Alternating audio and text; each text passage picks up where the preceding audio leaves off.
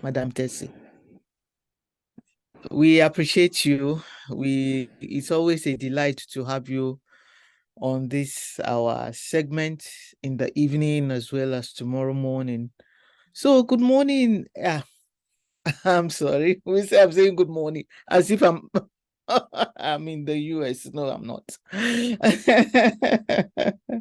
Good evening, everyone, and thank you for joining us.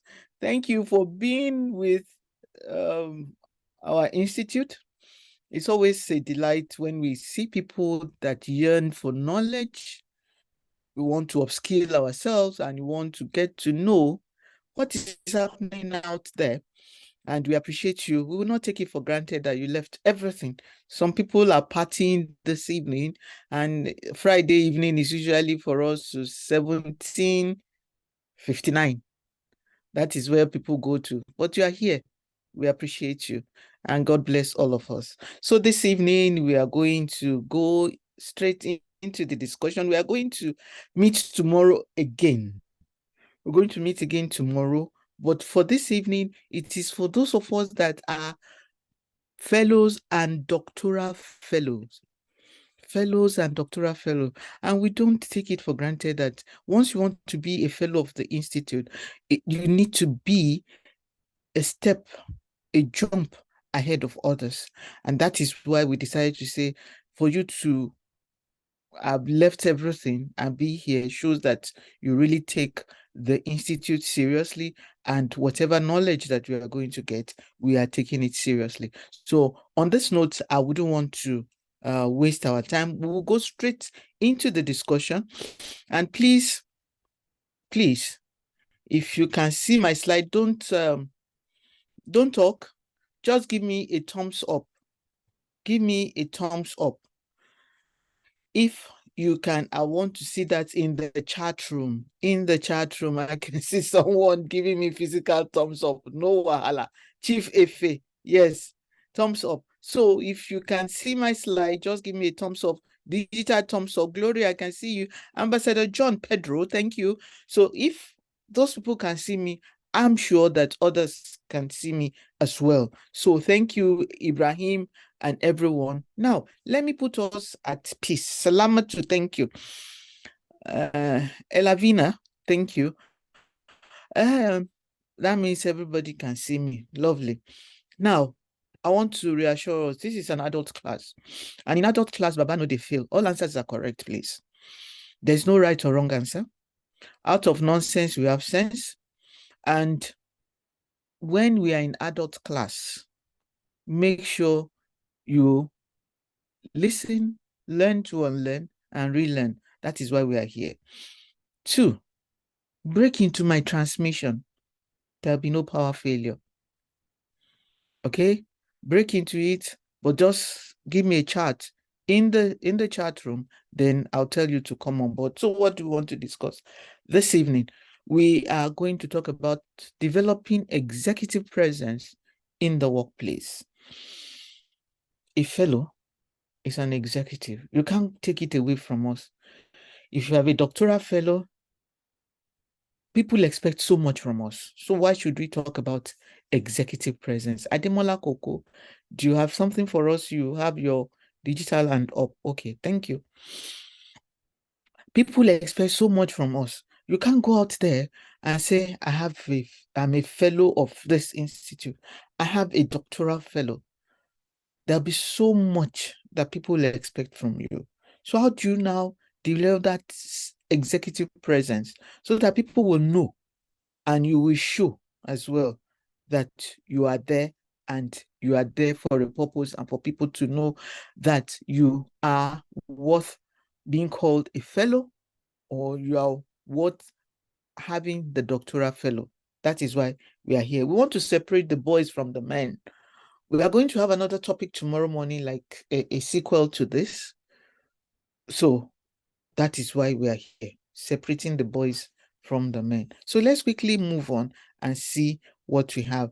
In between, I will ask questions and I want us to put your answers in the chat room, except otherwise when I say, please unmute and let's hear your voice. Okay, thank you very much and welcome to the Institute.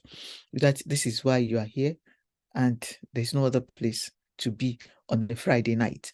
That's me. When you get your slides, you will see who I am, but I've just been addressed as Mrs. Ayade Abikegbe, and I'm a fellow of the Institute. I don't have a doctoral fellow of the Institute, but I'm a fellow. So, what do you want to talk this evening? What are we here to discuss? So that's what I call let's unpack the agenda. We'll talk about the definition of executive presence, which we have put an acronym EP. Know thyself. Why do you want to know yourself? Some people say, I know myself. No, you don't. Joe Harry window, we will get to know what is Joe Harry window. Okay, Joe Harry window is a combination of two professors, psychologists, Joseph and Harry. They're two psychologists, and they picked the first two letters of Joseph, and the other one, Harry, was shortened. And you see what that Joe Harry window is all about. It helps us to know who we are. Then, key steps to developing executive presence, pillars of executive presence, traits of executive presence, that when you see someone, you say that person, yes, really has the executive presence. Then benefits of executive presence. Okay. Then what again? Create personal presence. Why? Executive presence is enough. No, it isn't. We will get more. What we lead to, or what are those steps that will take us to executive presence? And we learn the personal presence. Then we create the environment and be able to do what? Ensure that we get people to identify and connect with us. Then what after that? Why all this? Why this? Because we need to manage people in all of this. Once you have executive presence, we are not managing AI, we are managing people. So, and we develop new mindset. By the time we are done, we should live here, believing in ourselves and knowing that, yes, there's a turning point in my life. So we'll now say, let's discuss. Let's discuss usually if we have questions or you want clarification. But if the clarification, if we have been able to answer questions in the course of our discussion, we may not take the day. Let's discuss. But if there is anything that you want us to do, please, as we move on, please punctuate so that we don't have to go back. Say, please go back to that slide. Okay, it will disturb the flow of thoughts. So let's move on. Thank you for coming this evening. So what do you want to? I like this slide. This slide, I always try to open most of my presentations with the slide. It's a simple truth, very simple. You are paid to produce results, yes or no? Yes. Especially wherever we find ourselves, whether in public sector or private sector, we have to produce results. It is your people who produce the results, not only you. So focus your energy on helping your people to be successful. People. Even you are an individual. So all this boils down to producing results and to be successful in the workplace. So we need one another to get there. So how do we start? We have to learn to understand the individual. And who is that individual? Those people that work with us. Because we don't work in silos. Even when we say we are executive, what do? We need people around us. We need people that surround us to ensure that we deliver results. You alone cannot do it. So let's quickly take this. Human behavior is the courteous, effective, and positive interaction between two or more persons. You see, people are coming in with a view to doing what? Upholding a mutually beneficial relationship. Relationship should be two-way traffic. It shouldn't be going one direction all the time. That is why we now get that relationship that is courteous. To be able to manage people and manage them effectively and positively so that we'll be able to get the results that we talked about. Then understanding that individuals are different, very different. Tomorrow we'll talk about diversity and inclusion. understanding that individual differences and degree of pleasure or displeasure that we get from all those relationships, they differ. In life, there are two sides to a coin. Some good, some bad, some the two good. So what do we need to do? We need to encounter the individual. We need to know that individual. We need to know ourselves. We need to know those hidden traits in other people, so that we'll be able to relate with them. People will always say, do unto others as you want them to do unto you. No, it's not all the time, because you may think you are doing what you feel you can take, but at times what others can take you, that you can take, others will not want to take it. So somebody said, I think I read it somewhere, they said the platinum rule, not the golden rule now. The golden rule says, do unto others as you want them to do unto you. But the platinum rule says, do unto others as they want you to do unto them. So it is what I want from you that you will do for me, or that you relate with me, not the way I feel that I will not say by extension gets to you. So we need to know that some people that you encounter, their relationship at that point may be good, but at a point in time it may not be. So as an executive, as someone with a doctoral fellow or someone with fellow of this institute, what can we do? How can we manage people within a sphere of what? Control. So let's move on. So let's quickly look at these figures. I want us to type our answers into the chat box, and I know the women will beat the men to it. So how many faces can you see here? While you are thinking on that, let's see. People are like what? Irregular figures. What is that figure that you can see there? That figure that you can see there. So there are two questions here. How many faces? Yes, I know a woman will get it before the men. I'm not just trying to, let me see. 3 faces, correct. All answers are correct. Baba no dey fail. 3 faces, all answers are correct. 3 faces, all answers are correct. 3, no problem. Then the other side, Amoeba, you got that. Amoeba, you got that. Ekundayo, you got that. Thank you. Okay, you got that. Innocent, you got that. Amoeba, yes, correct. That is correct. We'll not go to that debate place again. Amoeba, you're correct. What of those faces? How many faces? How many faces? How many faces? Perception. Let's quickly go. We are correct. All those that have written Amoeba, you are very correct. Very correct. I said how many faces? 2. Dr. Ambassador John Pedro, correct. Don't worry, all answers are correct. Mrs. Fumilayo, Nwazi Igwe, thank you. Ogbeni 3, shapeless do amoeba, yes. 2 faces, okay. Okay, between 2 and 3.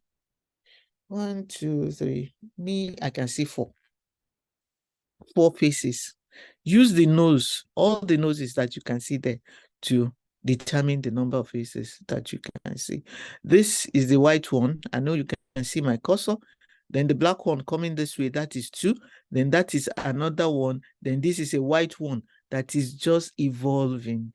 That is a nose, and that is the mouth. So you see, people, you as an executive, we have the perception, what they always call self-fulfilling prophecy, that some people, when they're brought to you or when they see them and you have heard so much about them, that is why when people tell you, I've heard so much about you, I'll tell them, please tell me good or bad.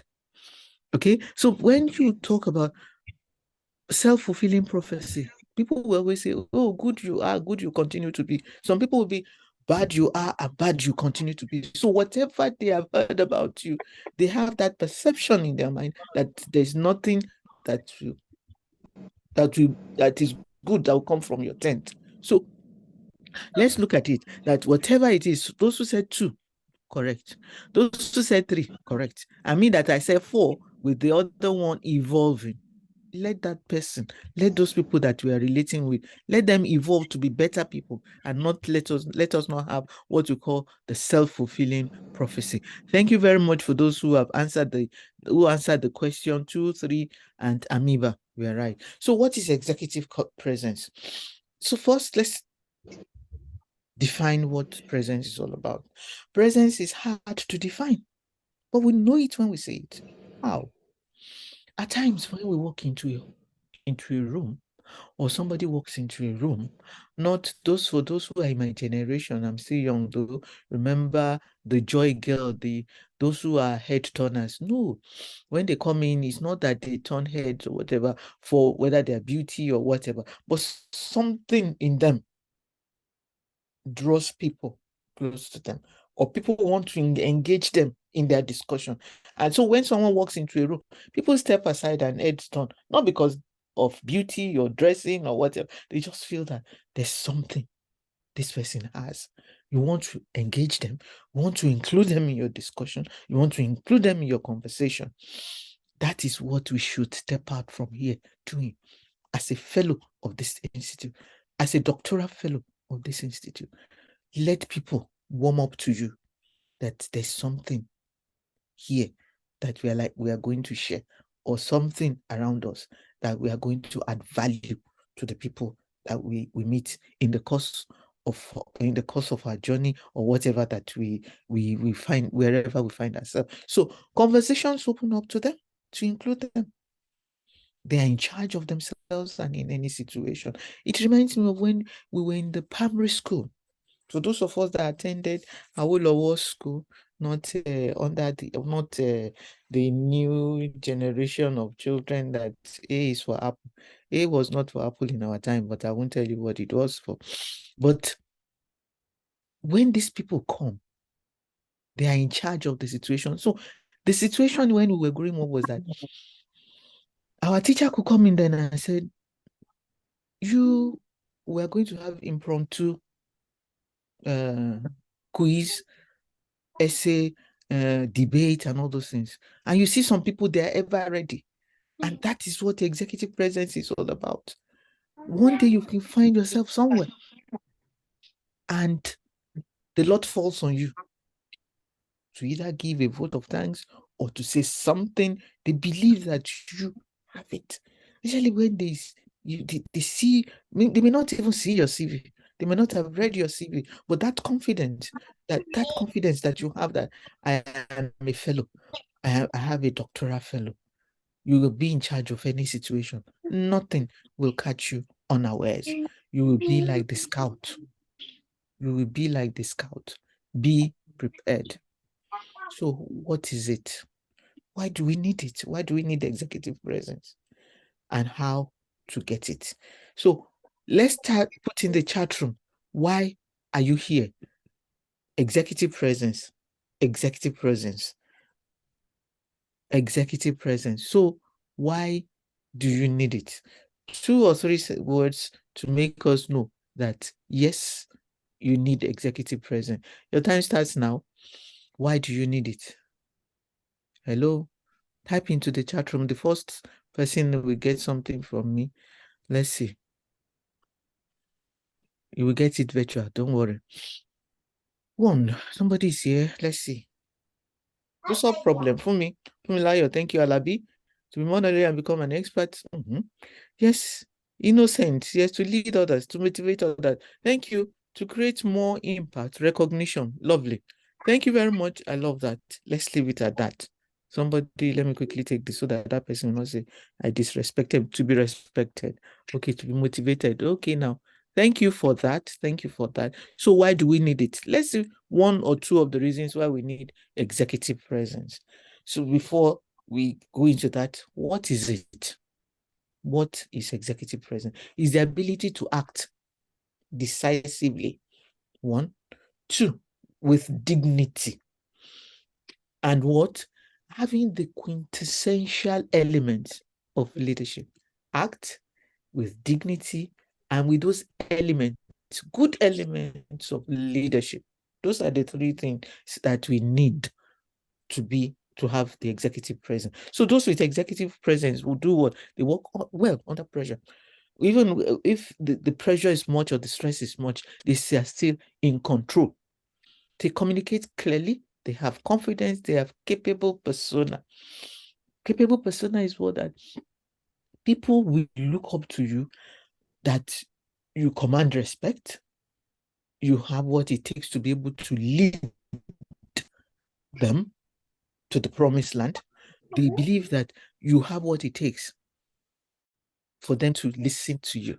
So what does that mean? You need to communicate well. Nothing should bog us down. So presence is not something you're born with. Okay? Presence is not something you're born with. I always give myself as an example. When I was growing up, I was very shy. My mother took that away from me. And I didn't know that I'll find myself in a job where I will face people. When I was in broadcasting, I didn't know that I was going to go into broadcasting, but my mother took it away from me. I said, you need to be smart about what you are going to. I didn't know that this, I will settle into this. So it's not something that I will say, oh, because my child is this. Don't forget that some people are late starters. They discover themselves later on in life and they make the best of it. So this, as we're saying, that presence is not something you're born with. You can learn it. It's a habit that you pick. Any habit that is not adding value to our lives, we drop it. Traits and attributes that we pick here and there to give us an edge over others, be a jump ahead of others. It's not a question of what status symbol or a position, because it's not everybody that is born with silver spoon. And even there are some people that are born with silver spoon that are not leaders. They can't hold their own wherever they are. So what is executive presence? What is another term for executive presence? Personal presence, or better still, leadership. So executive presence is like this. It's like a pyramid. It starts with what? Personal presence. It moves on to leadership presence. We evolve from this is who I am. I find myself in a place of authority as a leader. Then from there, I go up to be an executive, maybe in the C-suite. So what do we do? What do we do? We need to be able to manage our people and show that leadership essence. But first, you need to know yourself, personal presence, leadership, then the executive presence. So the basic concept is that your demeanor, your actions leave the impression that on others that you are a true leader. If you cannot do that, then you cannot proceed to be an executive.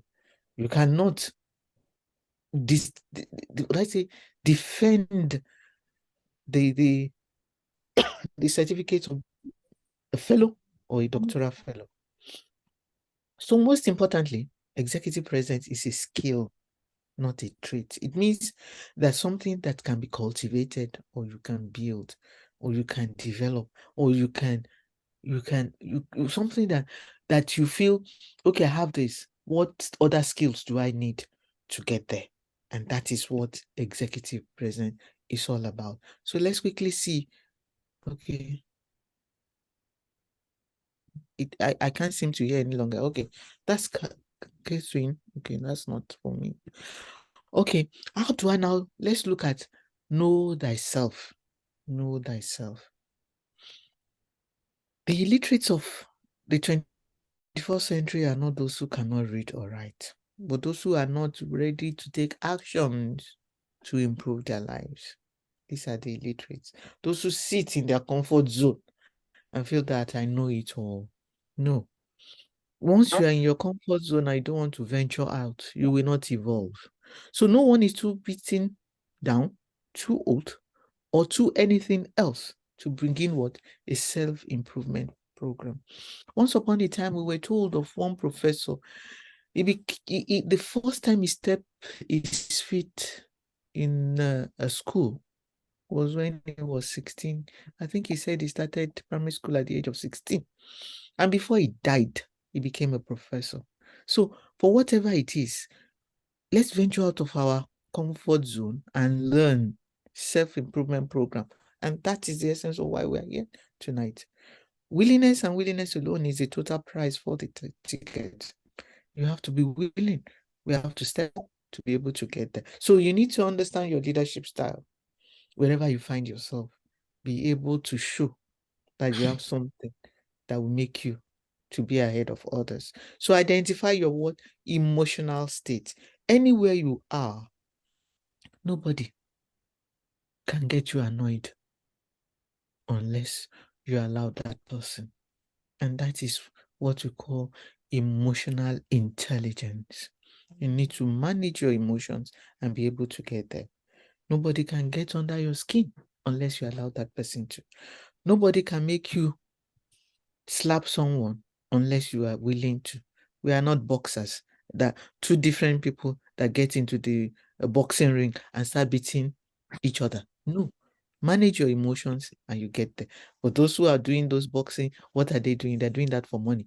But for whatever it is worth, please, that is one of the hallmark of an executive, emotional management. So how do I now understand myself? It is the first step to understanding others. Once you understand yourself, nobody will be able to take you for granted. Nobody will be able to take you for a ride because you will know where that person is going to land. So let's consider these important questions. As a leader, as someone with executive presence, emotional intelligence, what kind of leader are you?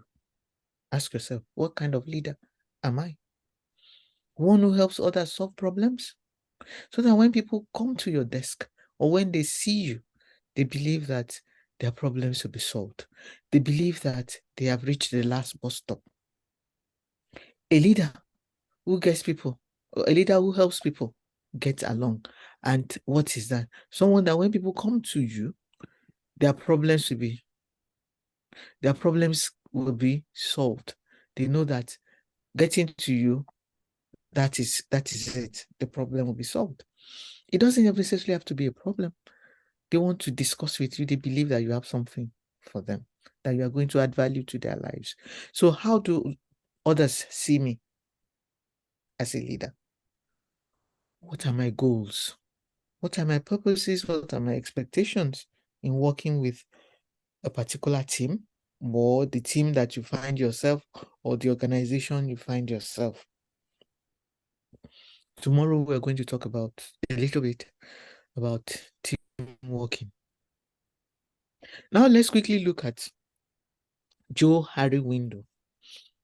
Joe Harry window, as I said before, there are two psychologists, industrial psychologists, who feel that this is one way in which we can help others and ourselves to be more productive in the workplace.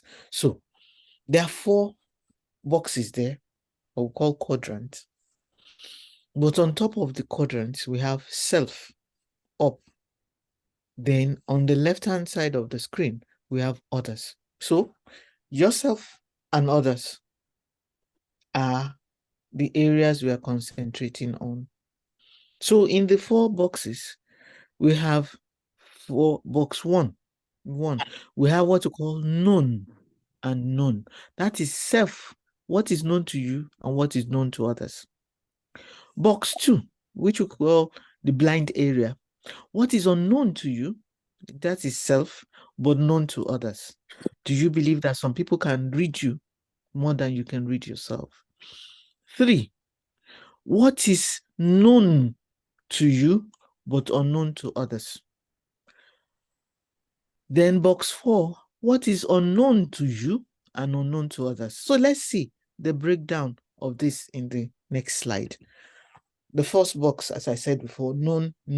That is area that is public. Oh, they know once you say you are Mrs. or Chief or whatever, so people know you. People know that you are a chieftaincy holder, you are that. Free area of activity, people know whatever you can do in that area. And you know yourself. Okay? Then the second box, which is unknown to me, but known to others. I'll give you an example. One day, one of my colleagues, we have been in the same team for a long time. He just came to me and said, Madam Megbeyi. I said, yes. He said, do you know that you are a calculated risk taker? It took me aback and I said, honestly, I didn't think of myself like that. Then he gave me some instances that you. So since that day, I knew that about myself. But before then, I didn't know that I am a calculated risk taker, but it's unknown to them. So that is what we call the blind self. So when we finish, look at yourself and break down your personality into some of this area and look at it and say, do people know me? Or what do I know about myself that others do not know? And that is the next one that we are going to. Unknown to you, but known to others. Then the third box, which is known to me. Okay. What is known to ourselves but kept hidden from others? I know that I like money. There's nobody that does not like money. But do I like money up to the extent that if they switch off the lights and kept a million naira in that place, I will not try to take some new notes from there? Do I know myself that well? But people say, no, Mrs. Igbe is so clean, is this and but it's unknown to them. But me, I know that if I take a couple of hundreds, it will solve some problems. This is the area that is known to me, okay? But others do not know. Then the last one, unknown to me and unknown to others. Let's take an example. Like all of us are in a house or in a room or in a house, let's say, and the house caught fire. Then everybody started running. There is a perimeter fence of about six foot there. I didn't know that I could jump that. Before they said far, fire. Mrs. Igbe has scaled the fence and she's gone. By the time others were able to scale the fence and meet me on the other side, they say, honestly, Mrs. Igbe, we didn't know that you could scale that fence. I say, honestly, me, I didn't know. But this is now a matter of what? Survival. So something that I did not know that I could do, but others did not even know that I could do it. These are the areas in which we can learn about ourselves. We can say, which area do I like? And that is why some people say we can use the SWOT analysis of self here. SWOT analysis, what are my area of strength? What are my area of weaknesses? And what are the opportunities out there that will make me develop those areas that I feel I have the innate ability to do them, but I have not been granted the opportunity. So what are those things that would threaten my survival or my livelihood that I will have to drop for me to move on? That is an area that we can look into and be able to see. For me to develop executive presence or the leadership style, I need to work on this area and be able to come up. And that is my story. Now, when my mother drew my ear and said, this, my daughter, you need to do more than what you're doing. Okay. And that propelled me. I looked at myself then and I started working on those areas that were not adding value to my life. So as leaders, let's look at leadership. Leadership will always be a hot topic, very, very hot, because leadership is always evolving. Once upon a time, we were talking about management by objective. Once upon a time, we were talking about delegation, but now people talk about empowerment and engagement. It's not that delegation is not there, but it has gone beyond those delegation of old. So today, leadership is a hot topic because good leaders today appear to be what? Endangered species. Before you say somebody that will be a well-rounded leader, you will have to walk the whole world round. So good leaders, good in quote, are endangered species. That means they are fading out. Why don't we come up? Like one quotation that we get later. Let's reinvent leadership. Let's get people that will be able to do well for their followers and for us in the executive suite. So this is basically what on how to, why to, what to of leadership for those who are in the executive suite. So as leaders, when we want to act, let us think of this, that what we call the 6 W's. And the 6 W's, I want us to give me the 6 W's and the H. Your time starts now. The 6 W's and 1 H. It will help us to navigate our way in the C-suite. Who is there? Did I see somebody typing? Your time starts now. We have two W's here already, and we have the H here. I want us to type the remaining 4. Where are we? I want someone to give us the remaining 4. We have the why, we have the what, and we have the how. So I want 3 more. Oh, lovely. Oladimeji Ebishemiju. Lovely. We've got 3, 4, 5. When? Lovely. Where? Which? Very good. Fantastic. Wilson. Fantastic. 1, 2, 3, 4. Yes. We have what already?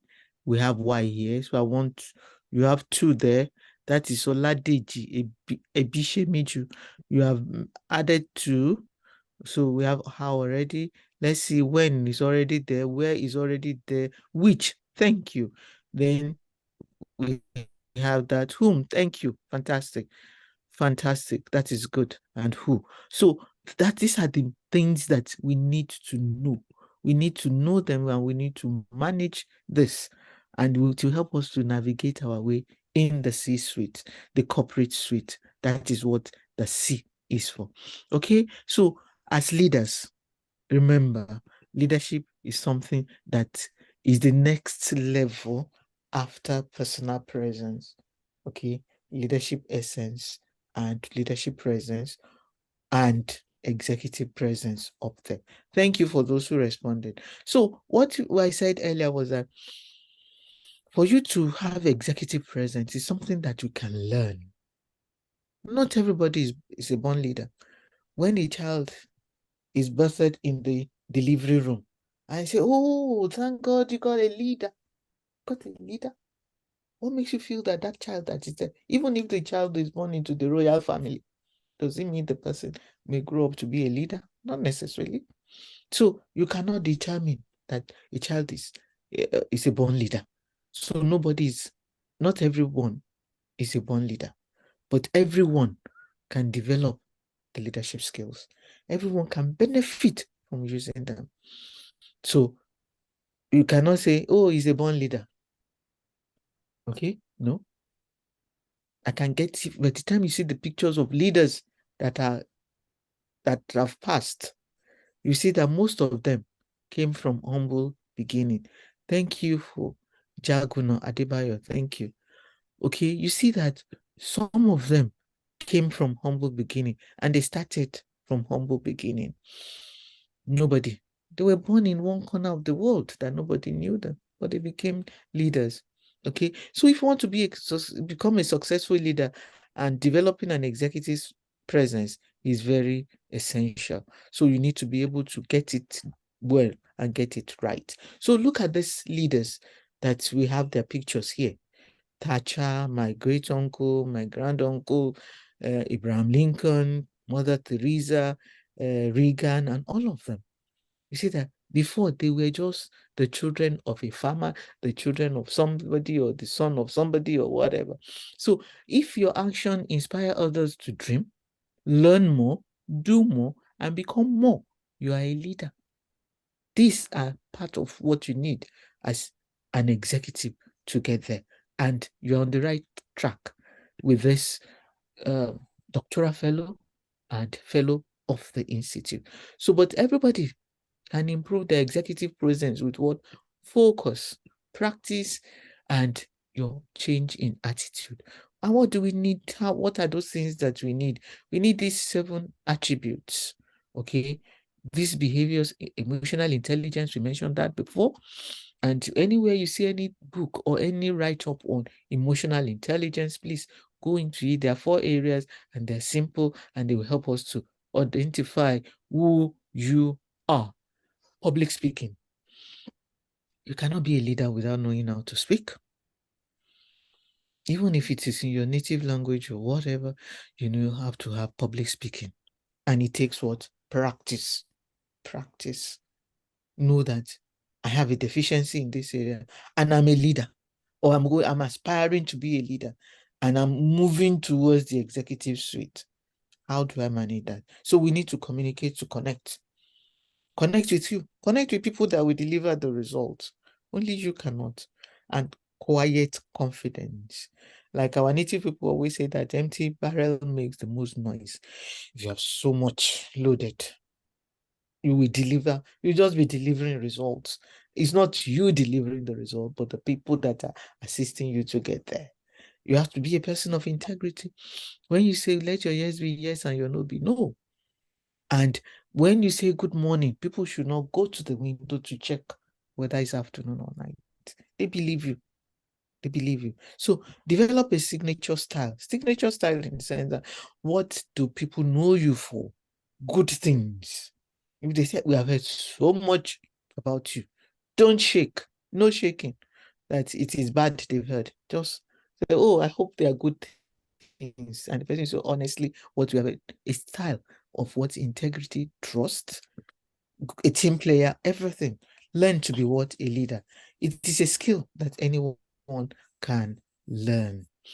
I'll ask a question soon enough. So what do we do? What do we need to do? What do we need to do? After now, I'll ask a question. Okay. The first thing, there are 7 key skills to use in building and enhancing our own executive presence. Please, if you have any question, just type into the chat room.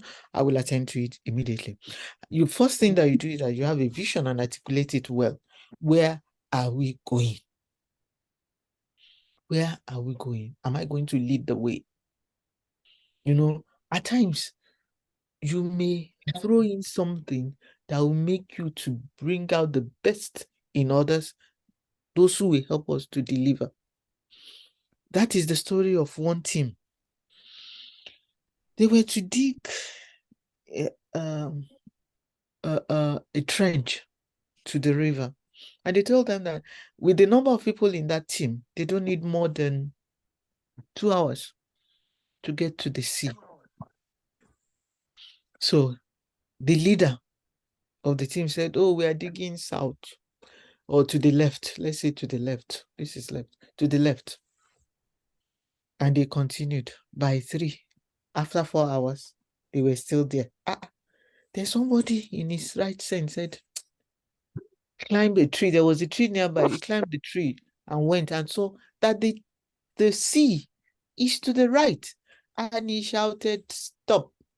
The leader looked and said, what are you talking about? I said, the sea is to the right. And they've been digging for the past 4 hours. So they quickly mustered on effort and they dug the trench to the sea in 2 hours. So you need to have a vision, articulate it. That is there any person that has an idea of how we can go about this? It doesn't demean you, even if you don't want to put it that way, because tomorrow you will say that when we talk about something, some people will say that when they give out this much, their leader will take glory of what they have done. So don't never mind. At a point in time, it happens to all of us or to some of us. So you need to understand how others experience you. Are you a true leader? Build your communication skills, because communication skills involve listening, comprehension, writing, and speaking. You need to know, because when some of us talk, we talk down on people, not knowing what they are going to offer us. Some of us don't even take time to listen, which is number 4. Because when you don't listen, you believe that I am an executive already, and you don't listen. The good is yet to come, and you have caught up that person who is going to give you the good news. So cultivate your network and build what political savvy friends or political savvy environment. I have an issue here because some people will say, please, I don't play politics. You don't play politics, but you need to learn to play the office politics. Don't think of the politics of PDP, APC, NNPC, or NNPC, UTC, and all of them. Don't. We are not talking of those. We're talking of the office politics. Learn to play it, because even at home, we play politics. Okay? So learn to operate effectively under stress. And that is one of the hallmarks of someone that has executive presence. Make sure your appearance is not a distraction. Because some people, when they come, they are power dressers, no problems, but you don't intimidate others by that. Make sure you acknowledge whoever wears bend down select, or when don't make them feel that they are not up to you. But if you have to, bring to their notice that they need to step up the game. The three pillars of executive presence. Do you have any question? Question time, blessing time, experience sharing, more blessing. Who is there to share an experience with us? If you do, please give us your digital hand so that we can move forward from here. So let's look at it. Sorry. The three pillars of executive presence. The first thing, how you act. The second one, because people are watching us. The second one, how you communicate. Because even in the native parlance, they say that sorry has both male and female. Your body language, we say it all. So then the third one is your appearance. Though people have said that the hood does not make a monk, but that doesn't mean that as an executive, you should go to a place looking shabby. You should be ready, be prepared, like the scout. And that is what managing yourself to be that executive. So let us look at those traits that as executives we can pick up and be better than who we are now. Because what we are doing is that you are in competition against yourself, not any other person. People expect so much from you as a fellow and a doctoral fellow of this institute. So let's look at it. What are those 8 traits of executive presence? 1, you should exude confidence. Confidence. You should have the charisma. People should trust you. You should relate well, relatability. Relate well with people because they will help you to deliver results. Your composure should be that will encourage people, that will endear people to you, and they will say, I am ready to help that person to achieve. Transparency and authenticity. They need to be authentic in whatever you do. Be transparent enough. But there are some things that you need to keep to yourself, like that which we said under the Joe Harry, known to you but unknown to others, because that could be your trump card. That could be your ace that you will use in order to get some things done. You should be concise in whatever we are doing.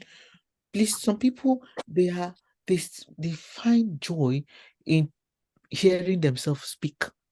They talk for a long time and they've lost it. That is the story of one professor. He went to a place to deliver a speech, and when let me see what the question is here. I would like to add availability. Yes, available as a team player. Lovely. You should be available.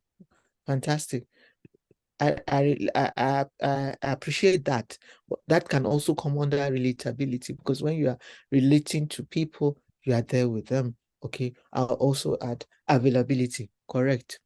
So some people, under conciseness, they listen to themselves. They talk a long time. That's the story of one professor. He went to deliver a speech somewhere. When he started, the hall was full.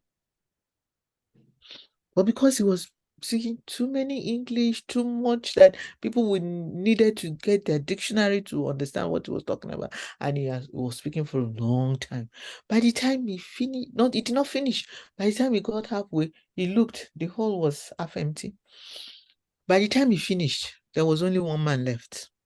And he looked at the guy and said, my friend, and what are you still doing? Where are others? He said, sir, they've gone. Prof, they've gone, sir. He said, and what are you still doing? He said, I'm the janitor. I want to lock up when you finish. So please, in whatever, as executive, go straight to the point. That is why we've been talking about communication. Your style in everything around you, speech, dressing, communication, everything. Please be concise and show them that you understand what you are doing.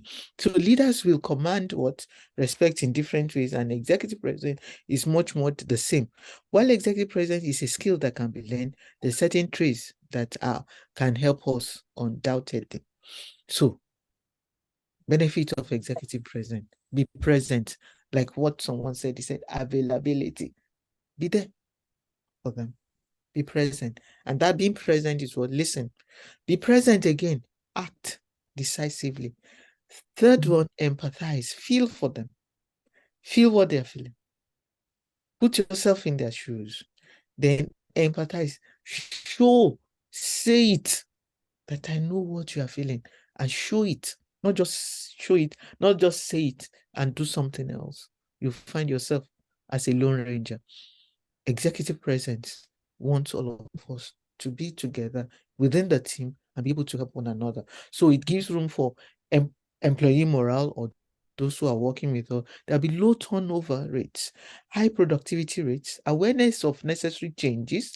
Then you demonstrate passion, because when you empathize, people will see it in you. So you think both of short-term and long-term, and be decisive in your policy making, and let people accept change, believing that change will help all of us to get there. If you are with me, can you give me a thumbs up? I want to see as many thumbs up on your digital. Use your digital hand to give me thumbs up, so that I'll know that some people are not there. Because what we have learned with online presentation is that some people will just put you down and say they're dead. Thank you very much. Thank you, Glory, Alabi. Thank you, Ibrahim. Okay, lovely. Innocent. Thank you very much. I can see that some people are still with us. Some people will just put it there and say, I'm there. Deb, that's Deborah as opposed to everybody. And they will just put a mannequin in there. Ogbeni, you are right. Wilson, put the mannequin there and tell us, Ambassador, oh, thank you, John Pedro, thank you. Okay. Maybe, thank you. You see, that is why we needed to be there. Thank you so much. Someone said great presentation. So why is executive presence so important? Very important, please. It plays a major role in our success. You cannot be a fellow. As a fellow, people see us as council of elders. As a doctoral fellows, they see us as those who will give us words of wisdom that will move us on the right path. Okay? It is shaped by what? Our emotional intelligence. The first time I came across emotional intelligence, I didn't know that it would play a major role in giving me a new mindset in life. Okay? So emotional intelligence is important. The image, the interaction, and impression with others. Okay? Because at times when you look in the mirror, some people see different faces. They don't see themselves. Why? They believe that their problem is not created by them. But when you look in the mirror, see yourself. You may be the cause of the problem. You may be the bottleneck of their problems. You may be that person that needs to change for the job to move. And that is the essence of why we are here. Executive, we should not see ourselves sitting on that high horse and say, what do they need? Please be emotional in whatever we do. Ultimately, it will define our brand and reward our personal fulfillment in the area of promotion and potential to reach our goals. Because a life that is not examined is not worth living. So says Socrates. So your position allows you to perform the role of a leader, but your presence determines the effectiveness. I am a leader, but if you don't bring in that presence in it, people may not be ready to assist us to get there. Presence is inferred on you. Okay? When people say you have a presence, you have the persona, you have the charisma and everything, when they give you all those adjectives, they believe that they've jumped to conclusion that you will deliver. Imagine me coming to you and I say I'm a fellow of Chartered Institute of Human Resource Management. You expect something better, higher, in the area of performance, in the area of speech, or whatever, than those who do not have the fellow certificate or doctoral fellow. So it gives people that they jump to conclusion and believe that there are some things they expect from you. People are already concluding what? This person has a dynamic presence. about them that makes me want to follow them, that makes me want to sit down and listen to what the person has to say. So performance is simply what we do. Let me attend to somebody has typed something in the chat room. Okay, somebody says the data is fluctuating. No wahala. I'm back. Okay, thank you. Welcome back. So presence is who you are. You can change it. You can work on it. Be able to see that your team is profitable. So profitability is what the value you bring to those you lead. There's what you call circle of influence and circle of control. It's always said that we should expand our circle of influence. Okay? Circle of influence. Because control, you may not have control on some of those things, but your circle of influence by what you say, by what you do, by what people see you do. And they will now see that you are someone that they want to follow in executive presence. So let's move on. How do you now define your personal executive presence? Remember, I said personal leadership presence and executive presence. What do you need to do? Have a positive mindset. Redirect your focus. Am I in sync? Am I doing what will make people to deliver results? Then consider your habit and background. What can you do? What are you doing? If there is a need for you to ask for support, maybe in terms of coaching, counseling, or whatever, please do. Because my years of in the public service, when we go to train people in those days, they say, "Madam, why are you people wasting your time? Go and talk to our guys. We will sell." I said, but for what you also know, for some of us on our level then, I say, Oga sell, Oga does not sell. Conductor's money must to complete. So when you say I should go and talk to our guys, how well have you operated, done well at your level? They say talk to them. So, but as executive, thank God we are here. We are getting support. So for whatever it is, when we join the Telegram group, and you will see that there are so many people out there that can assist us to get some things done. So practice your speaking skills. It will help us. Observe others. Learn from those you hold in high regard. Mentoring, coaching, counseling will help us there. Use your body language well. I'll give you an example of someone with this body language and even speaking. One day I went for a program somewhere, and this lady, when we finished, she came to me and said, "Mrs. Igbe, you know something? I don't know why people don't like me." I said, eh. I said, "What happened?" He said, "You see, the way she carried herself, you see, when I passed out of the university, I passed out with first class." I said, "Oh." Telling me that enough has sort of switched me off. The body language, the way she carried on as if, well, what am I doing this? These people don't have the brain that I have. Body language is very important. People read body language. People listen to what we say and they take a cue as how is this person behaving. So let's also invest in learning tools. That is why we are here. Let's join a group. That is why we are here. Okay? Then get a coach. Get a coach. Those who will lead us to the gate of success, and we move on from there. You wonder why are we talking about executive presence and presence? Presence came into the lexicon of management in 2014. It has been there, but it did not come to the fore like emotional intelligence. It came in 2014, and people have now been developing it and been talking about it. That why do we practice your speaking? How does one practice this without a platform? Oh, lovely. You can stand it like me. I told you that my mom brought that out in me. Honestly, I didn't know I could speak in public. How? Any opportunity you have, cash in on it. At times, some people have said that you should stand in front of the mirror. When we were learning communication skills in those days, they say stand in front of the mirror, see how you gesticulate, how you talk, this, how your mannerism. Your mannerism is not enough. You need to know the audience that you are going to talk.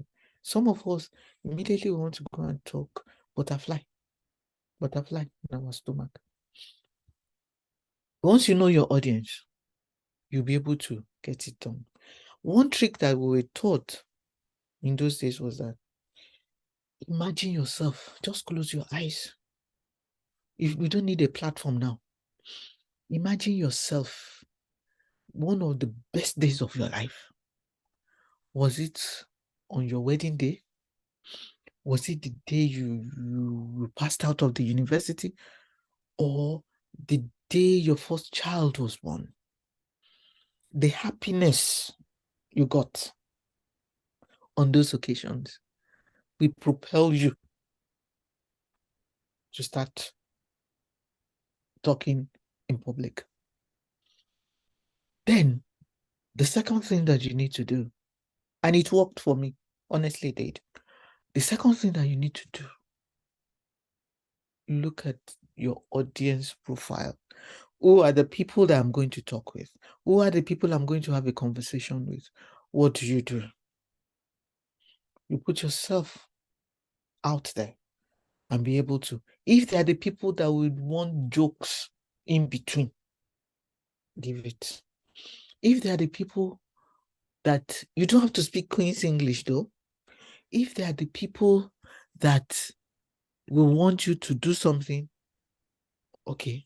Okay, how does somebody practice without a platform? Okay, if they are the people that want you to do a lot of research before you come to them, please, you should know the people that you're talking with. I'll give you an example. There was this institute that I was facilitating for about 20 years. Long time. Until I just felt, this is, until one day maybe they removed me, but at least I stopped facilitating for them. You know, when you go there, you're intimidated by some of them with FCAA, FED, something, and all those, whatever. So one day, I was going to facilitate for them. What was it? I can't remember the topic. But they are professionals, and I'm not in their profession. But one thing, you are going to have this. Yes, you are going to have these slides after now. One thing that I learned then, was don't try to measure up at their professional level unless you are all in the same profession and you can talk their language. Don't over. Somebody's talking.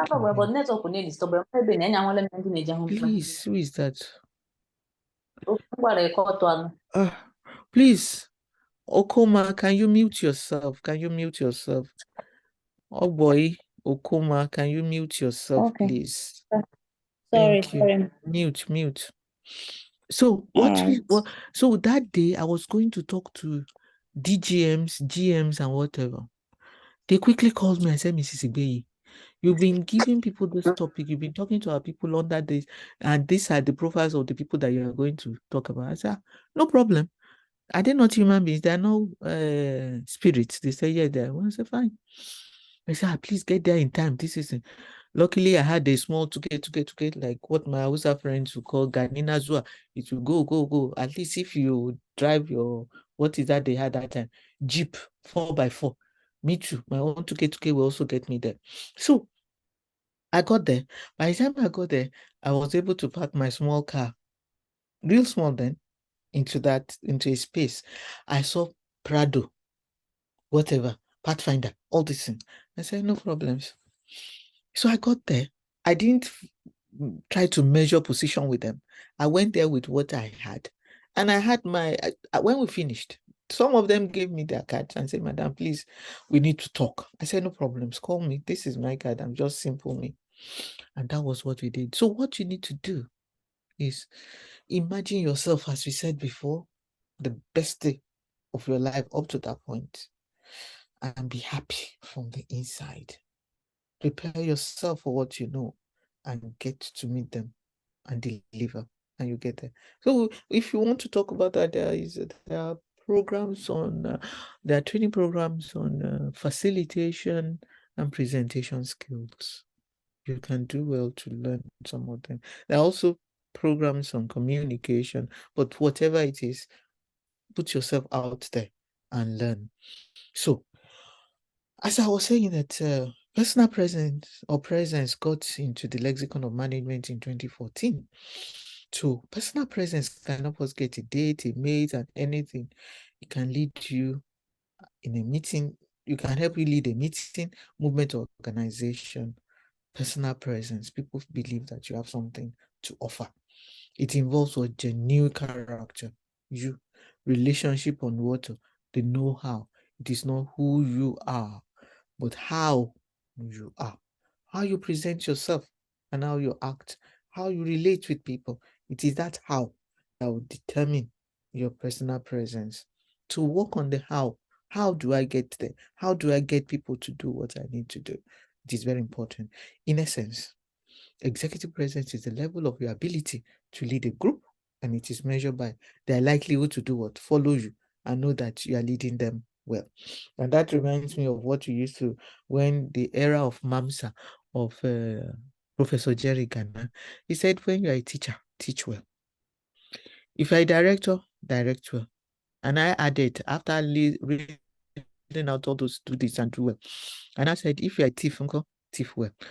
So people laughed. So, but for whatever it is, look at it and see, how would people follow me? What direction? What do I need to do to be able to help my team together as me?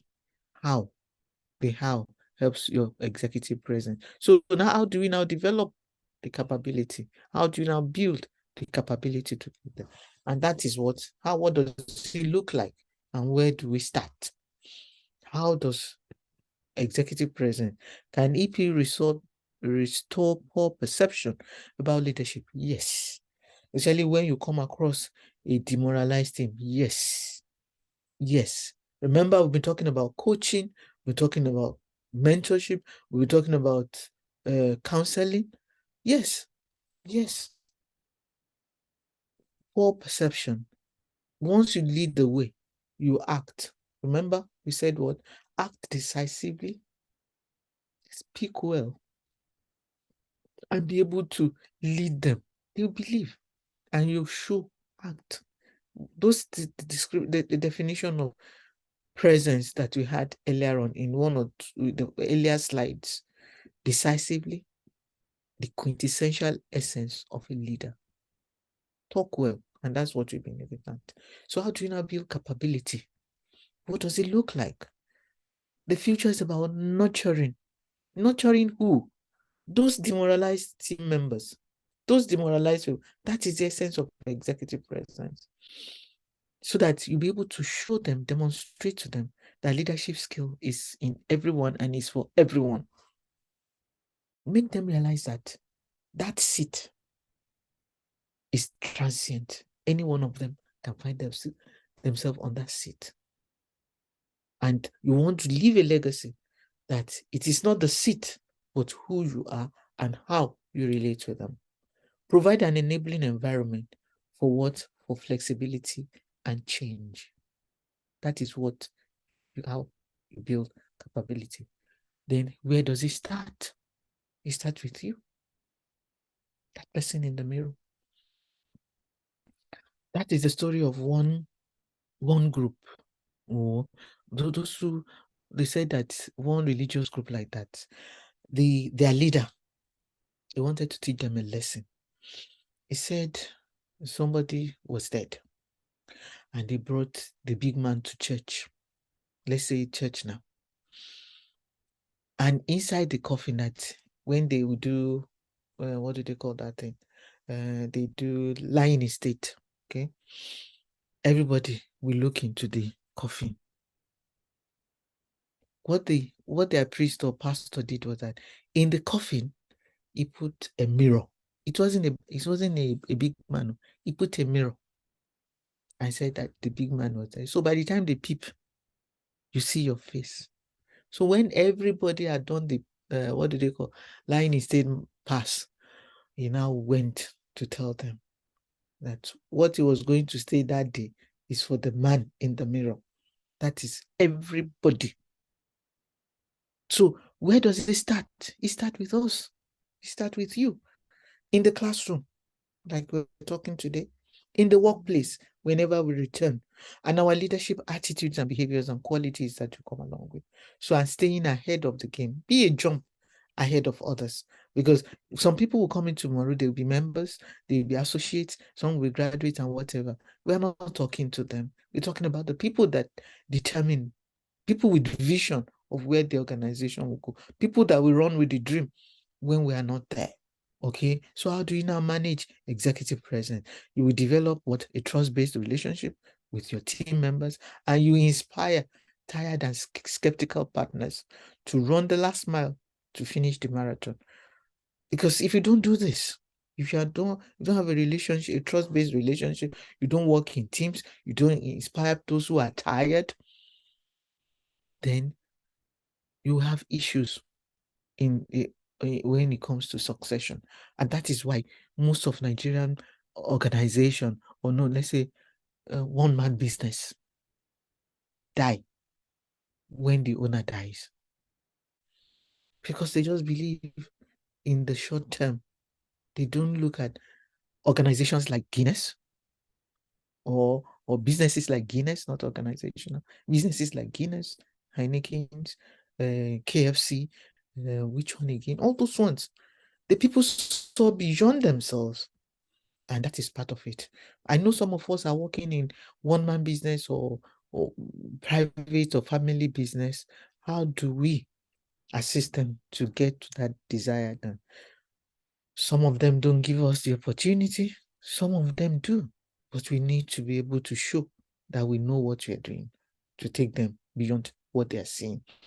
And that is the essence of trust. They should trust you as their HR. They should trust you that I have a certification in fellows. I have a certificate from the institute, and I have a doctoral fellow. So they should trust you. You are not bringing down the organization, but you are looking beyond them and beyond yourself for the organization. And that is the essence of what? Trust. It's a universal principle. And the central of it is trust. Others converge on trust. So when we now say, well, let's say somebody asks you a question and says, what do you mean by you trust that person? How would you describe your trust ability? Some will say the person has integrity, the person shows respect, the person is honest, the person is fair in his dealings, service above self, is kind, it contributes. No, there are some other adjectives that we can use to say trust. This is it. So let's look at this scenario and see how it plays out in the area of trust. This is a case study from somewhere, and it helped. It helped in the sense that trust will show the character, the competence, and how caring you are. Trust is a very important factor for all relationships. When trust is broken, it is the end of the relationship. Lack of trust leads to suspicion. Suspicion generates anger. Anger causes enmity. Enmity may result in separation. Caring. A telephone operator told me that one day she received a phone call. She answered, Public Utilities Board. There was silence. She repeated, PUB. There was still no answer. When she was about to cut off the line, she heard a lady's voice. Oh, this is PUB. Sorry, I got the number from my husband's pocket, but I do not know whose number it is. Without mutual trust, just imagine what will have happened to the couple if the telephone operator answered just hello instead of PUB. Trust is all encompassing. That is why most people believe that when trust is broken, then the loyalty is gone.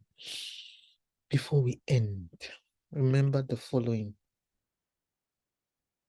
If you have any question, please let us ask now. Remember the following. You are different. And to make a difference, to make the difference, so what do? You make yourself the different person. So you are different. To make the difference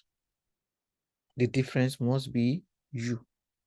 So see this, green, red versus green. You are the only one there. How do you, as executive, bring your presence to ensure that others learn from you? So let's see. There's a question there. Let me see. Someone says, what if in a situation where the owner did not allow HR to perform his duty? I have worked in an organization where the business owner went to hire a Shell Petroleum Ghana. He even pay relaxed something clause. I don't understand that. As a footballer, but later sacked the HR. What if I get this well? He said the person, it's a one-man business. He hired somebody from Ghana as against those of them that have been working with him. So he put a released, I don't know whether it's released clause as a footballer, or later sacked the HR. Is it the HR that has been there before or the person that he has brought in? But for whatever it is, one thing that I always tell people is that since the pandemic, we have learned a lot as HR. Since the pandemic, mental health has come to the fore. Depression. Okay, Mr. Dr. Reverend Jaguna Adebayo, I think you have your hand up. You want to ask us? Yes. You can unmute before I finish this. You can unmute Mr. Jaguna or Dr. Jaguna Okay. Adebayo. I've done Thank that. you. I've done that, ma. Yes, ma'am. Good evening, ma. Good evening, sir. Yeah, I was the one that I have worked in an organization, like gas as a laboratory manager. There was a time that the owner of the business now thought he wanted to take his business to the way the multinational operates. So he now went to hire an HR of Shell SPDF in Ghana to Nigeria. Okay. So the HR was doing his business. He wanted to see, everybody was excited that, okay, the guy came, he's going to give us a good leverage and whatever. So in the course of his business, in the course of his duty, the owner of the business is not ready to change the attitude in which he is operating before. And eventually, he sacked the HR. So is it the HR from yes, Ghana, the HR in Nigeria? The HR from Ghana that he brought from Ghana. He brought it. Yes.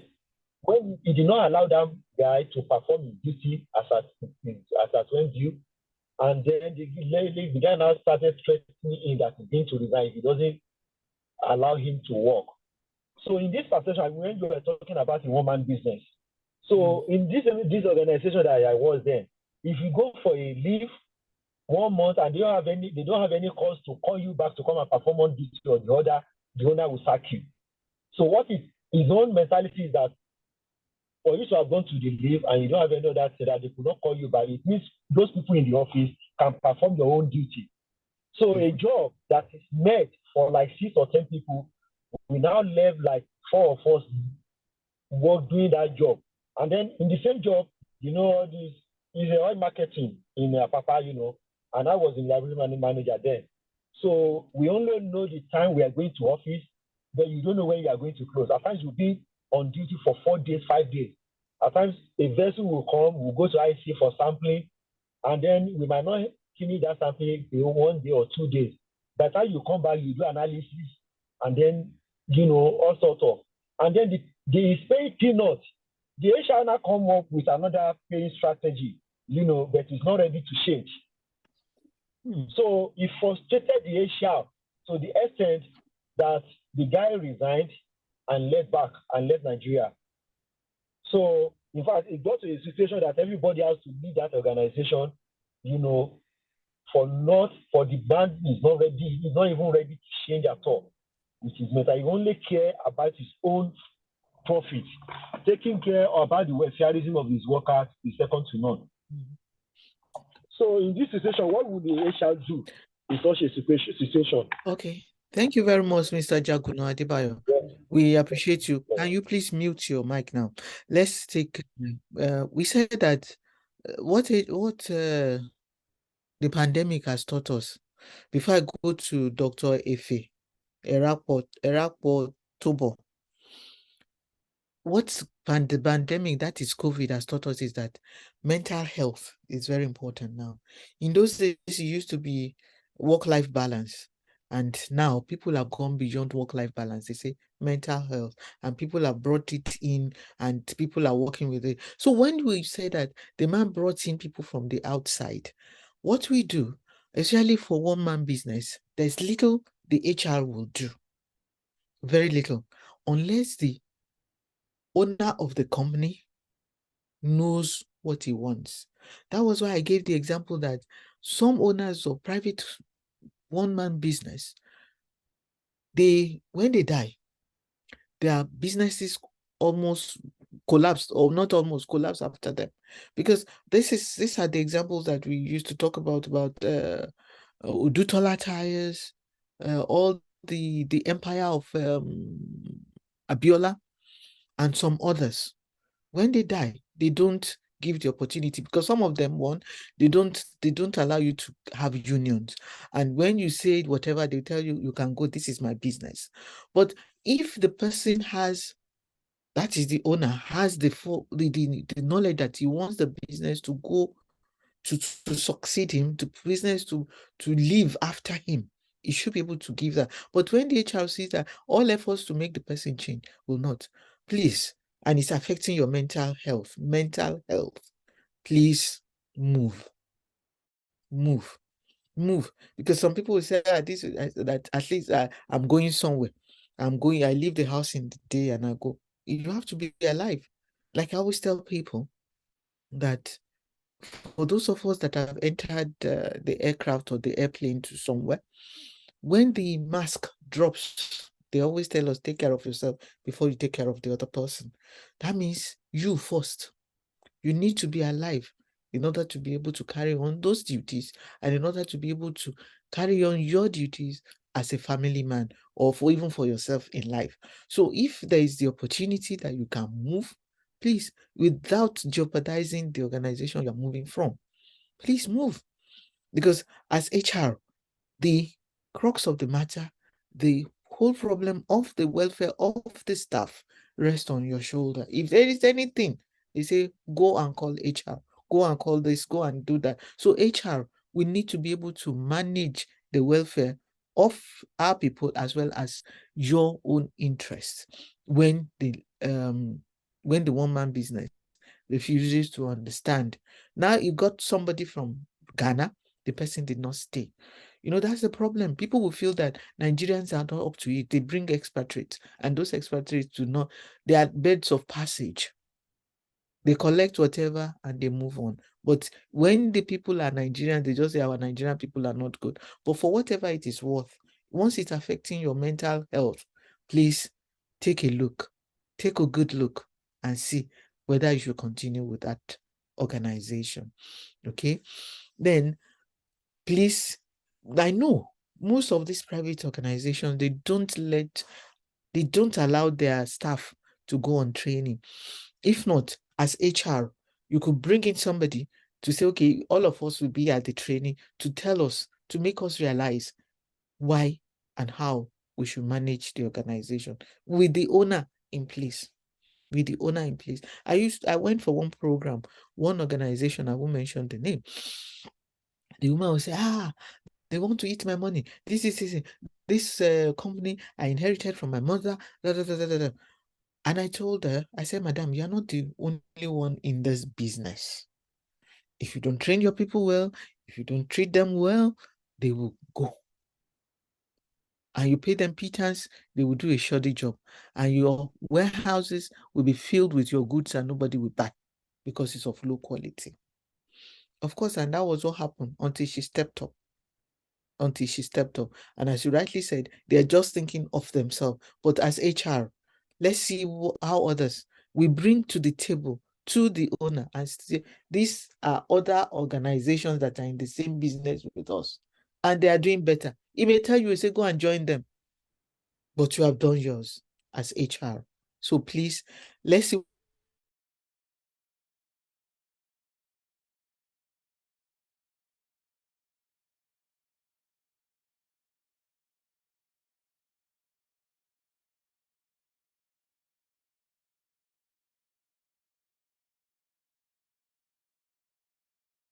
hiring and recruiting for organizations. Some of them have brought in the issue of zodiac signs. But it's not everybody that believes in zodiac signs. Instead, what people should use is what you call the psychometric tests. Psychometric tests instead of using zodiac. Okay? Zodiac is the idea of somebody. But when you bring psychometric tests, you ask me about me. If there's any English like that, you ask me, how would I behave? Those who believe in zodiac can say, Leos are like that. Geminis are like that. No, that is generalized. But when you're talking of psychometric tests, me as an individual, how would I? Because if you say Geminis are like that, they do not, let me say, they say Geminis are the two-faced people. You can't, they're like quick sleeve or something. But what I'm trying to say is that is too general. But when you put a test that can say, if you see a snake, what would you do? What has that got to do with my zodiac sign?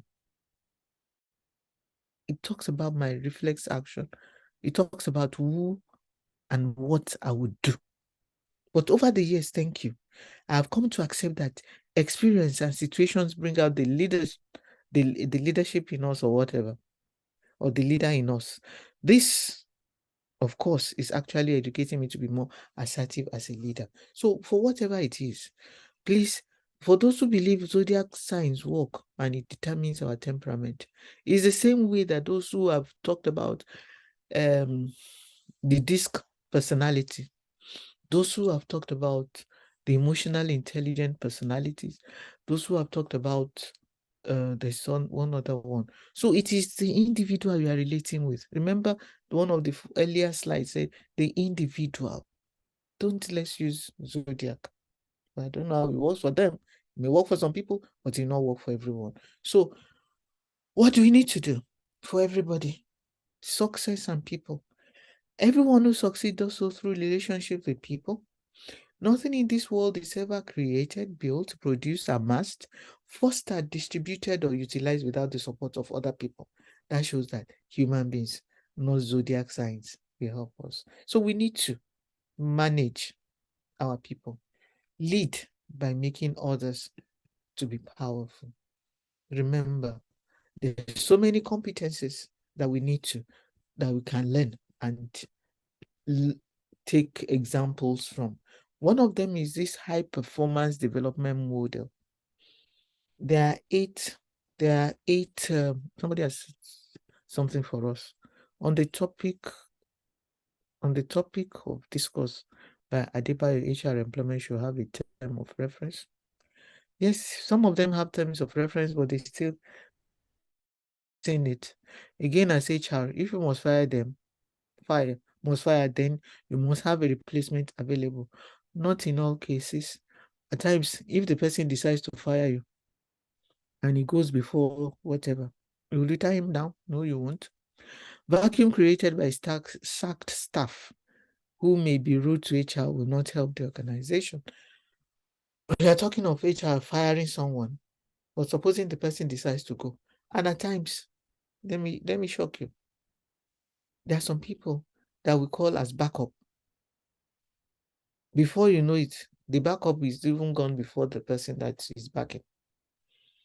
What do you do?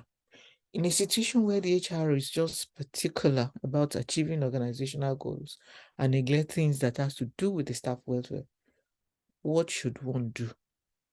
It depends on what the staff handbook and how well experienced the HR is. How well experienced the HR is. Because it's when you even give them welfare, some people still feel that they are not achieving their life ambition. You give them everything and they just feel it's not it. So, and in management, we always say one size does not fit all. You have to look at so many sides in order to get to achieve what you want. Mr. Jaguno, you still have your hand up. Am I right? Okay. Is executive presence a skill? Yes, it is a skill that you can learn. Okay. It's a skill you can learn. Replying to in a situation where, okay. So it is important that in a situation whereby the HR is just particular about achieving organizational goals. I'll tell you an example of one organization that we went to. The HR manager said they wanted to downsize. They gave him the job to list the names of staff that they will lay off.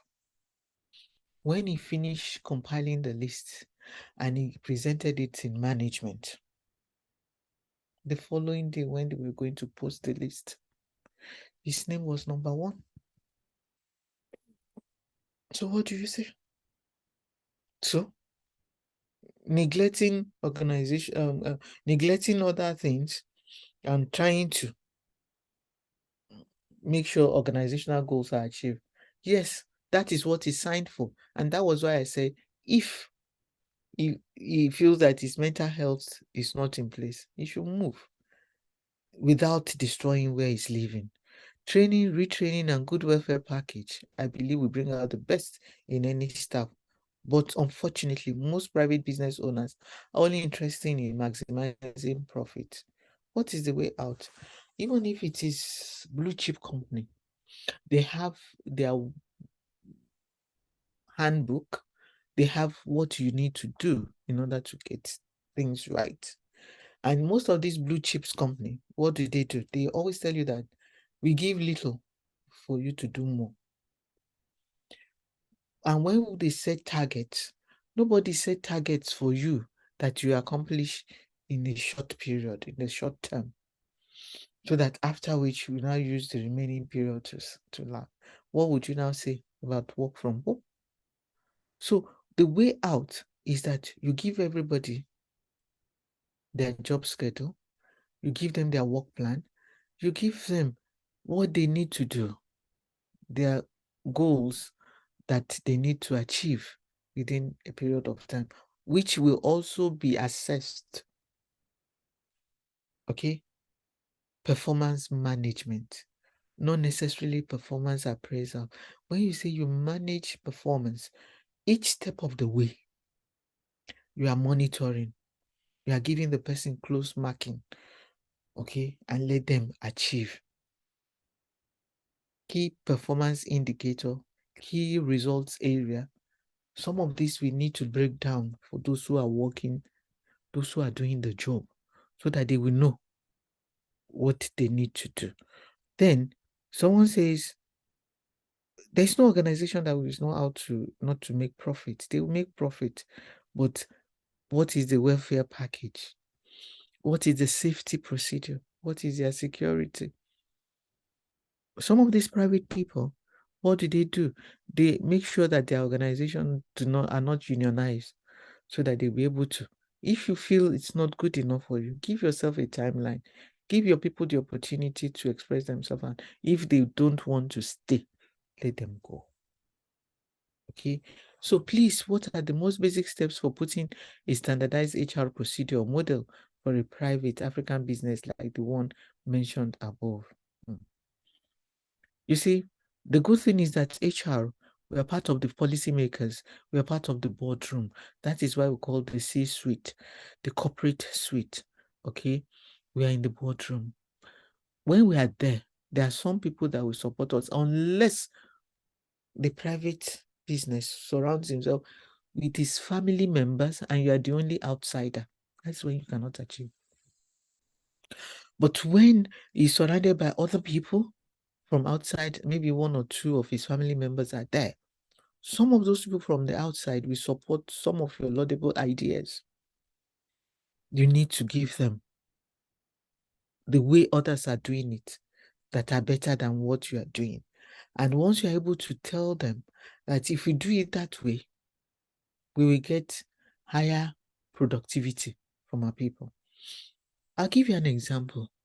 There was one organization that we went for to give them a survey or needs assessment, and it was the Asian company. Honestly, when we left, we gave them the opportunity to express themselves. You will not be mentioned. You will fill form and we do what we needed to do. There is this disclosure clause that whatever we learn or we discover in your organization will not be revealed to any other organization. So we got their buy-in. So, but the thing is, when we finished, some of them felt that that was not the place for them to be because of their religion, that they were shortchanging the customers, the end users. So what did we do? We wrote that as our observation, and we told them that others in the same business were doing better based on so and so. They may not take everything that we have said, but they will take some and it will work for you. So as HR, what we need to do is that lay the cards on the table. One day they will realize what you are talking about. But if it's going to affect your mental health and your other people, please find a better way out. And as we always say, one size does not fit all. So one of the traps where the HR fall in is ego. Some of us carry ourselves as taskmasters, only known for the business of hire and fire. No, it's more than that. It's more than that. Thank you for that. And that is not the way to go. We are going to talk about that tomorrow, and we'll talk about some other things tomorrow as well. HR, you are not the high and mighty. We are not to hire and fire. We are to assist the organization to move forward and to ensure that our colleagues or employees of the organization, because we are also one, develop the mind to work for that organization. If not, they should be able to find their way out of there. So let's quickly move on. So this model is that we said you should have personal mastery, technical skills to move the organization forward, you and your people, interpersonal effectiveness, customer service, because whatever we are selling, we have people out there, whether tangible or intangible. We have to be flexible and adaptable in whatever we are doing. How are others doing it? Adapt. Creative thinking, system thinking. I'll talk about creativity and innovation tomorrow so that others can also learn from that. System thinking. How is this system working? How are others doing it? How are we doing it that will help us get there? Then organizational stewardship. As HR, you are not all in all. Like what we always say, that there is the leadership trait of servant leader. That ego should not be there. So there is no better time to take action on all the previous and current considerations that we have mentioned this evening. Reinforce what works. Scale up your approaches. Entrench a credible culture of people management. Upskill ourselves as HR. Promote values that leave a legacy. What would they remember you by? So high performance development model provides the foundation for leading by example and creating a motivating workplace. What do we need to do as HR? We need to focus on what we call people management. People has now become an acronym for professionalism, empathy, optimism, partnering, loyalty, engagement, and empowerment. We're going to talk about those two tomorrow. So what do we need to do? We need to use this model, what we call the fish model. And what does that translate to? Feel for others, involve others, speak to others, or see their point of view, hear them out, or else you end up doing the job yourself. You end up isolating yourself, because in people management, the rich also cry. The blood that runs in you runs in them. So we need to develop a new mindset to ensure that we watch our employees grow, or else they go. Two, we need to train them. Somebody mentioned that before, and I appreciate it. Train them, mentor them, counsel them in order to close the identified performance or skills gap. We're going to talk more about skills tomorrow so that I'll be able to retain them for business success. Remember, the business must continue. Finally, as executives, stand up to be seen so that people will know you have something to say. Talk to be heard, something sensible. Sit to be noticed so that by the time you finish, the accolade will still be going on. People will still be clapping. These are the essence of executive presence. Stand up to be seen.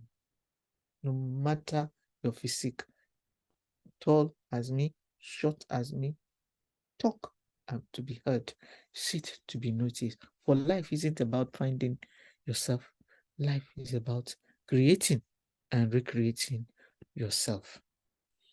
So, late President of America, J.F. Kennedy says, it is time for a new generation of leadership to cope with new problems and new opportunities, for there is a new world to be won there. Remember, the millennia are in the workplace. The alpha generation are also there, taking over from the millennia. The veterans are out. The baby boomers are retiring fast. So we have new generation of leaders.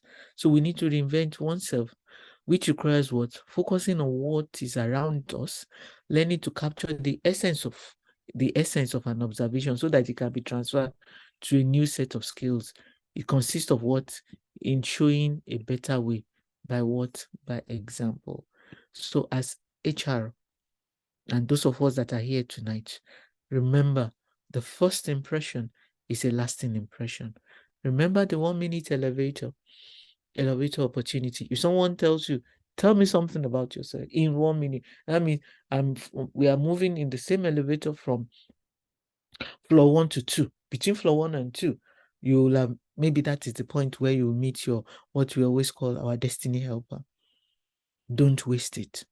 You may not have a second opportunity to change that impression. Now, are you wired to connect? Connect with people so that you'll be able to get a good result, so that you'll be able to deliver upon our business agenda.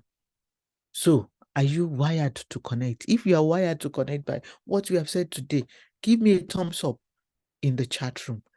If you are wired, that means something has changed. I've got something that I'm going away with, a takeaway from this. So are you wired to connect? If you are, iPhone to everybody. Thank you, Glory, Innocent, Ogbeni, Alabi, Ogbeni Olayinka, Alabi Martins, the Princess, Deborah, and all of us. Be wired to connect. Connect with people, for they are the ones that will help us to deliver. Be kind. For everyone you meet is carrying a heavy load.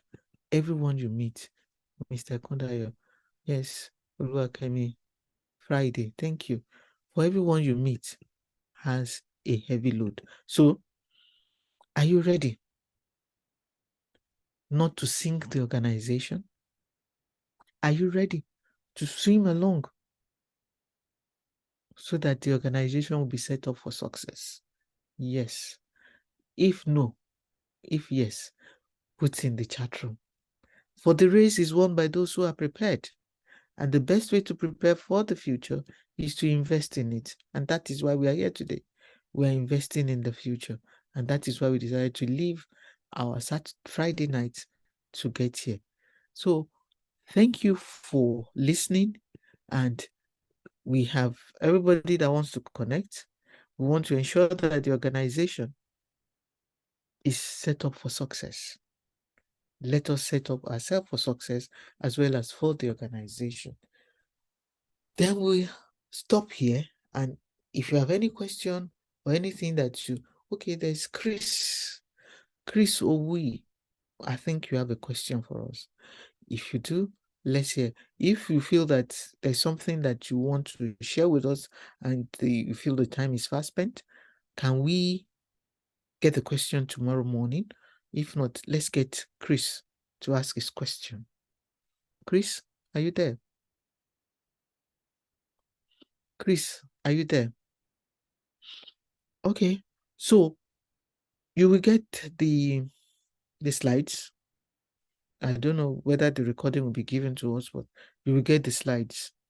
If you have any question, if you're able to go through it, then tomorrow we'll take your questions, because some of them are still very part of some of what we discuss tomorrow, but not really. Okay. So thank you from Alabi Adeyinka Martin. Thank you for that. So any other question? Thanks, man, for the ethical in-depth. Appreciate, man. Thank you. Coco Liborius Oshoma Esquire. Are we together? Thank you. If there are no questions, I saw Chris, maybe Chris is just like one of those people that we say when we have we have online presentation, they just put their name there and go to sleep. No, tomorrow morning you won't sleep because it will be early in the morning. So thank you very much. Our coordinator, are you there? Madam Yes, Christopher. ma'am. Yes, ma'am. Thank you very much. Thank you very much, ma'am. We appreciate. Thank you. Thank you. I want to say a very big thank you to all of you for your time. To see you tomorrow by 11 a.m. For the physical induction is for 10 a.m. While those that join us online is 11 a.m. Thank you very much. Good night. Okay, thank you. Thank you so much. Have a nice Good night, evening. please. Thank you. Good night, all. Some say Bye. Thank you. Q&A tomorrow. Good night. Thank you very much. Q&A tomorrow. No problems. We have time. Thank you very much.